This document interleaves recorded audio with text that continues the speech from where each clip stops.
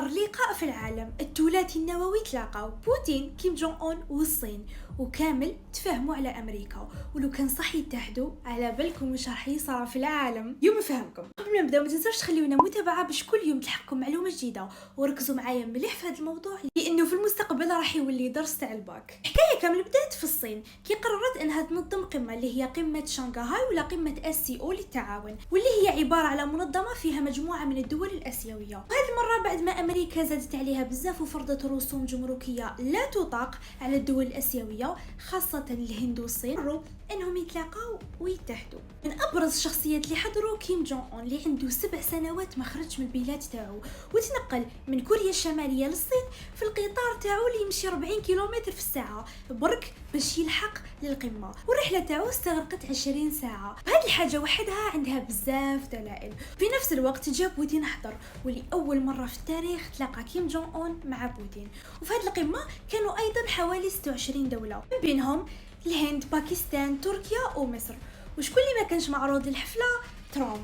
وضاقت له بزاف وبدا يتويتي لانه كان عندهم هاد الزعماء الثلاثه اجتماع مغلق خاص لمده 2.5 ساعات باش يتفاهموا فيه على واش راهو جاي في المستقبل. القمه هذه كامل كانت عباره على كتله شرقيه 100%، وين ما شفنا حتى دوله من اوروبا ولا امريكا. معناتها زعماء الغرب تم مسحهم وحذفهم تماما، من غير دولتين اوروبيتين اللي هما صربيا وسلوفاكيا. هذه الحاجه بطبيعه الحال راعبت المجتمع الغربي وما عجباتوش كامل. وبهذه المناسبه رئيس الصين استغل الفرصه باش يدير اكبر استعراض عسكري في تاريخ الصين، وين غلقوا المدارس والطرقات لايام غير على جال هذا الاستعراض. احدث الاسلحه والمسيرات والطائرات اللي خدمتهم الصين على اساس انها مستعده لاي حرب راهي جايه. وفي المقابل دار خطاب صريح لامريكا، قال لهم ما راناش نحوسوا على حرب بارده، رانا نحوسوا على ثنائيه قطبيه. واش معناتها نديروا تبادل تجاري قائم على العدل والعولمه المشتركه.